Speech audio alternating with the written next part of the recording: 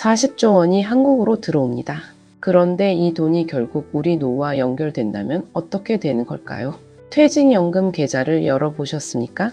최근 수익률이 꽤 좋아진 분들이 많을 겁니다. 반도체 ETF도 올랐고 기술주 펀드도 움직였습니다. 그런데 오늘 이야기는 그 수익률의 배경에 있는 뉴스입니다. SK하이닉스가 미국 나스닥 상장을 눈앞에 두고 있습니다. 단순한 상장 뉴스처럼 보입니다. 하지만 이 뉴스 안에는 세 가지 이야기가 동시에 담겨 있습니다. 첫째, 세계 자금의 방향이 바뀌고 있다는 이야기. 둘째, AI 반도체 공급 부족이 생각보다 심각하다는 이야기. 셋째, 그리고 이 모든 것이 결국 우리의 노후 자산과 연결된다는 이야기. 오늘 끝까지 보시면 이 세 가지가 하나로 연결되는 지점을 보실 수 있습니다. 지금까지의 핵심을 한 문장으로 정리하면 이렇습니다. SK하이닉스의 미국행은 한 기업의 선택이 아니라 AI 시대 자본 경쟁의 신호입니다. 이 상장이 왜 지금 추진되는지를 알면 뉴스의 절반은 이해한 것입니다. 경기도에 사는 52세 직장인 박 씨 이야기입니다. 박 씨는 퇴직을 5년 앞두고 있습니다.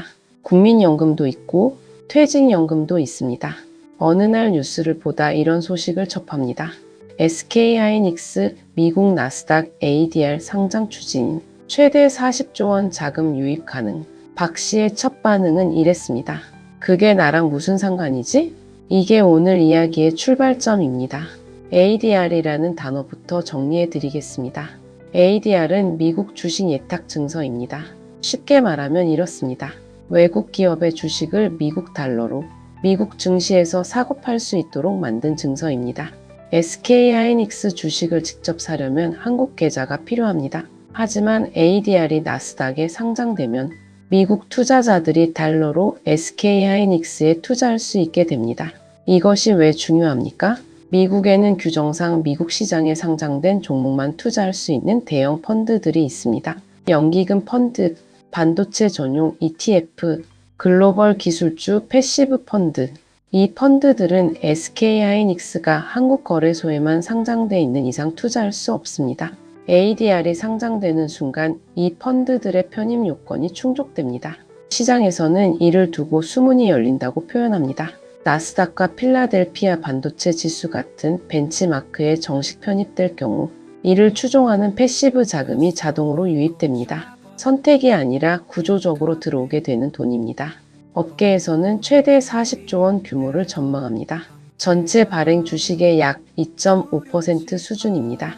메리츠 증권 분석에 따르면 마이크론을 보유한 펀드들이 즉각적으로 편입할 가능성이 높습니다. 마이크론은 SK하이닉스와 비슷한 메모리 분야 경쟁사입니다.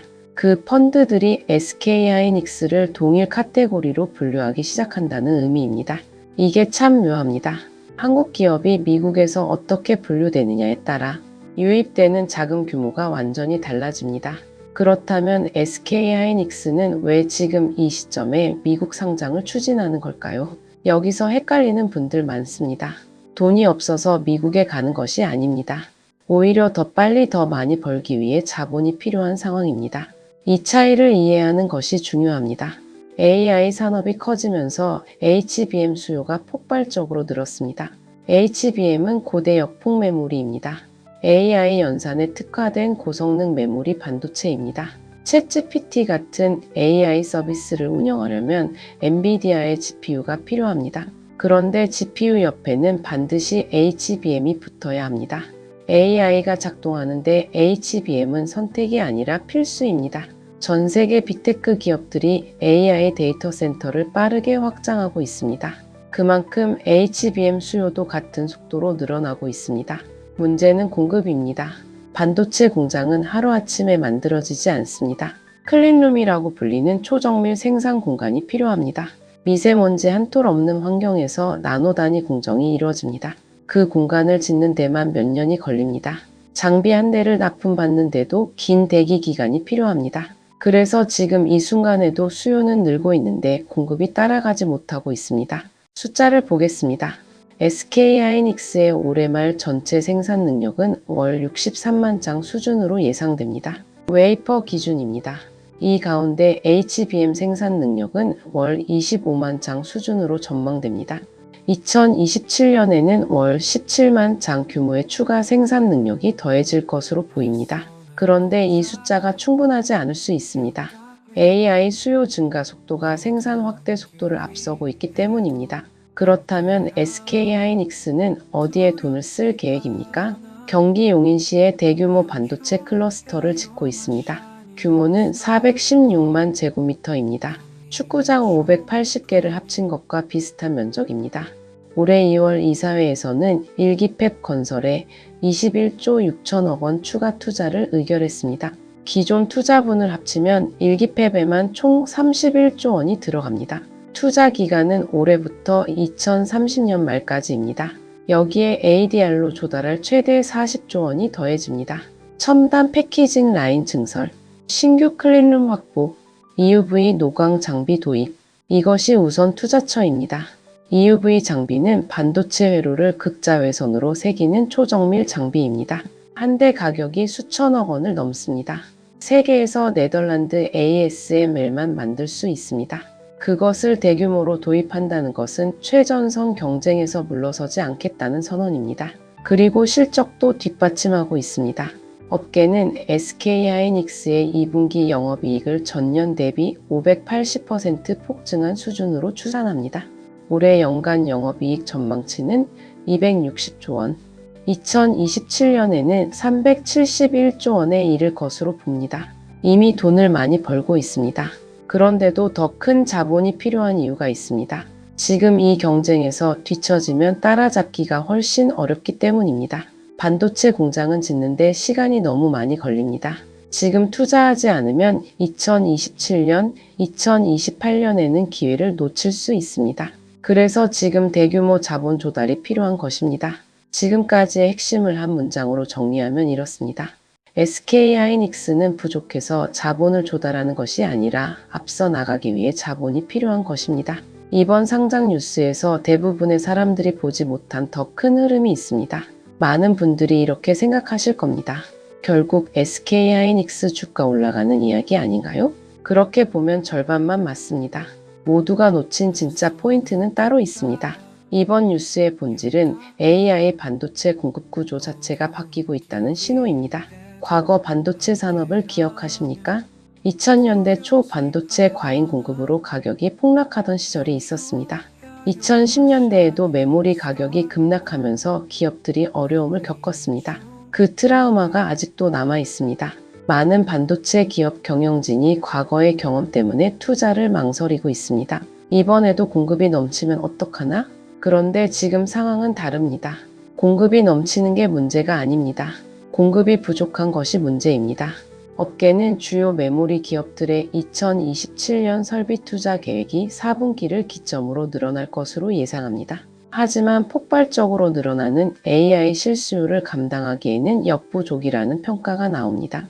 오는 9월 글로벌 기업들의 차기 연도 수요 조사 결과가 나오면 이 공급 부족이 수치로 확인될 것으로 보입니다. 이 지점이 중요합니다.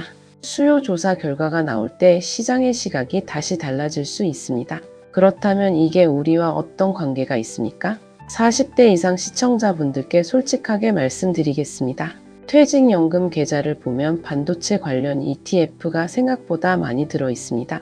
국내 반도체 ETF, 글로벌 기술주 펀드, AI 테마 ETF, 이 상품들 안에 SK하이닉스가 포함된 경우가 많습니다. 즉, SK하이닉스가 어떻게 평가받느냐가 내 계좌 수익률에 직접 영향을 줄 수 있습니다. 그런데 더 중요한 이야기가 있습니다.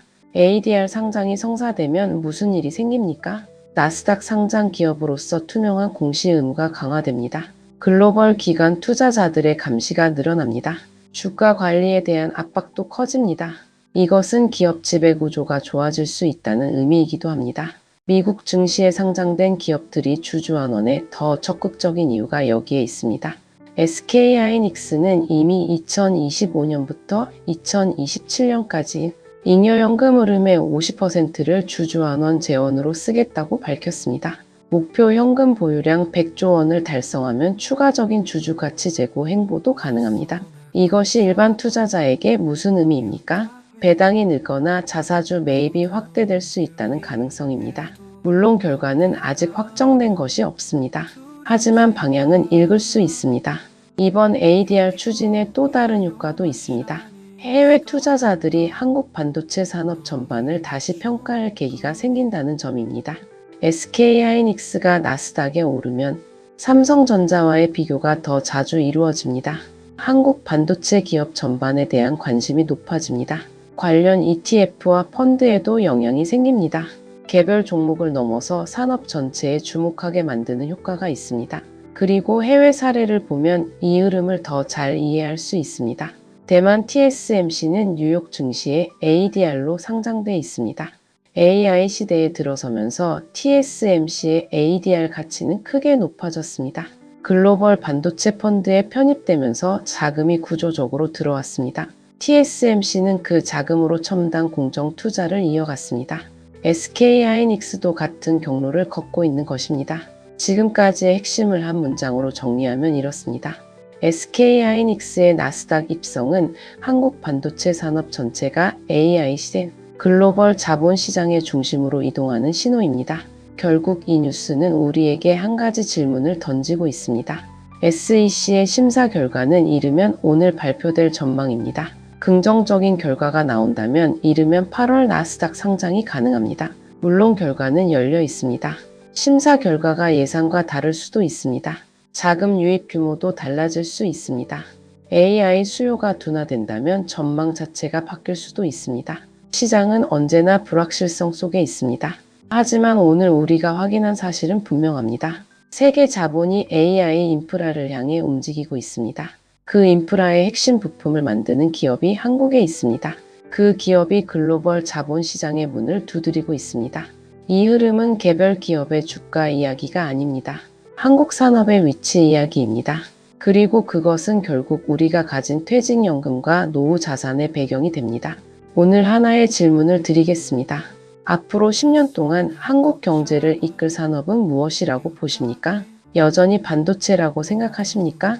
아니면 AI, 로봇, 바이오 같은 새로운 분야가 그 자리를 가져갈 것이라고 보십니까?